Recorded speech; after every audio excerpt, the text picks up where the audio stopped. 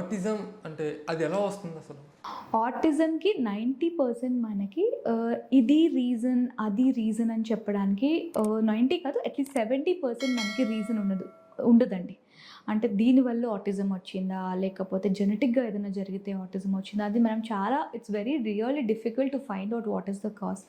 కాకపోతే ఇప్పుడు కనిపిస్తున్న కేసెస్లో 2 మేజర్ థింగ్స్ ఏంటి అంటే, ఒకటి జెనెటిక్ బ్యాక్గ్రౌండ్, ఒకటి second thing is early screen time. Genetic background అంటే అగైన్ పేరెంట్స్ వచ్చి అడుగుతారు జెనెటిక్ ఎవాల్యుయేషన్కి వెళ్ళండి అని చెప్పినప్పుడు, మేడం మా పేరెంట్స్ ఇంత బాగున్నారు, మాది మేనరికంలో పెళ్ళి కాదు, మా పెద్దోడు బాగానే ఉన్నాడు, మరి స్టిల్ జెనెటిక్కి పాసిబిలిటీ ఉంటుందా అని అడుగుతారు. Yes, definitely. ఎందుకు అంటే మన జెనెటిక్స్ అంటే మన జన్యు పదార్థం ఉంటుంది కదా, అది ఏదో కాదు, అదొక స్పెల్లింగ్స్ అనమాట.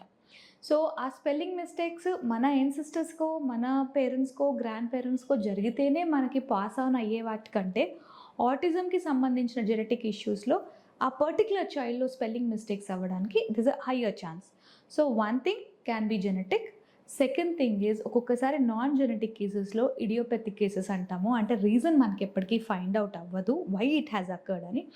దాంట్లో అసోసియేటివ్ ఫ్యాక్టర్ అంటే ఆ ఫీచర్స్లో చాలా ఫ్రీక్వెంట్గా ఏం కనిపించింది అంటే ఎర్లీ స్క్రీన్ టైం కనిపించింది అని.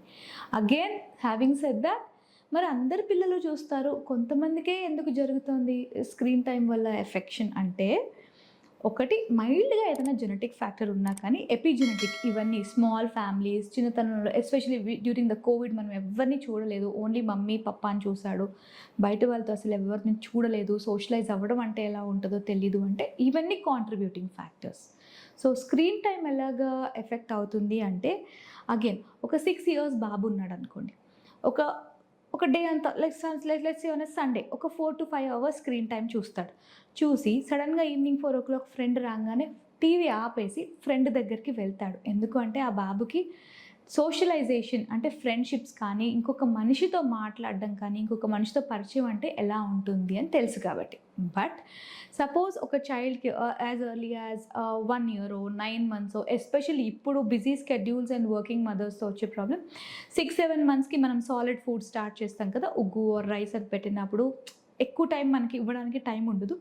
సో యూజువల్గా స్క్రీన్ ఈటింగ్ అలవాటు చేస్తాం. స్క్రీన్తో అయితే 15 minutesలో మీల్ అయిపోతుంది. Usually early screen time start అయ్యేదే మనకి చాలా వరకు అక్కడ 6-7 monthsలో ఫుడ్ పెట్టడానికి ట్రై చేస్తాం, యాక్సెప్ట్ చేయరు, సో స్క్రీన్తో తినిపిస్తాం. అదే చైల్డ్ని మీరు ఒక 1 to 1.5 year తర్వాత చూస్తే స్క్రీన్ పెడితేనే తింటారు, ఫస్ట్ థింగ్. సెకండ్ థింగ్ ఏంటి అంటే, ఇంకా వేరే వాళ్ళతో ఎవరితో ఎంగేజ్ అవ్వలేరు. సో స్క్రీనే డే మొత్తంలో ఒక 3 hours, అంటే కంటిన్యూస్గా కాకపోయినా కానీ డే మొత్తంలో ఒక 3 to 4 hours స్క్రీన్ ఉంటుంది. స్క్రీన్లో రైమ్స్కి రెస్పాండ్ అవుతారు, స్క్రీన్ పెట్టంగానే టక్కున రెస్పాండ్ అవుతారు, బట్ పేరెంట్స్కి రెస్పాండ్ అవ్వరు.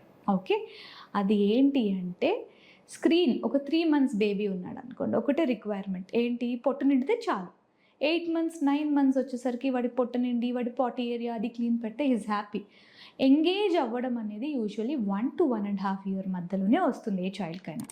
బట్ ఈ 1 to 1.5 year మధ్యలో అమ్మ, నాన్న, కేర్ టేకర్ ఎవరితో అయినా ఎంగేజ్ అవ్వాలి అంటే, బాబు ఆర్ పాప సైడ్ నుంచి ఏ బేబీకినూ 1 to 1.5 year మధ్యలో లాంగ్వేజ్ ఎక్కువ డెవలప్ అవ్వదు. బట్ స్టిల్ ఎస్, నో, ఇంకా, చాలా, దా, ఇది ఏదో ఒక ఫామ్లో బాబు ఆర్ పాప కమ్యూనికేట్ చేయడానికి ట్రై చేస్తారు మనం ఆ టైంలో ఎంగేజ్ చేస్తే. అంటే నేను ఎందుకు కమ్యూనికేట్ అవ్వాలి, కమ్యూనికేట్ చేస్తే ఏంటి, ఫోర్స్ ఆఫ్ కమ్యూనికేషన్ ఉంటుంది. So that is the reason why we say screen time వల్లనే జరిగింది అని చెప్పేదానికంటే 90% అసోసియేషన్ స్క్రీన్ టైంతో కనిపిస్తుంది. ఎర్లీ స్క్రీన్ టైంతో, especially under 2 years screen time introduce చేసిన పిల్లల్లో ఆటిజం అనేది చాలా ఫ్రీక్వెంట్గా కనిపిస్తుంది. ఈ వీడియో కనుక మీకు నచ్చినట్లయితే లైక్ చేసి, షేర్ చేసి, కామెంట్ చేయండి. మా ఛానల్ని సబ్స్క్రైబ్ చేయడం మాత్రం మర్చిపోకండి. Thanks for watching.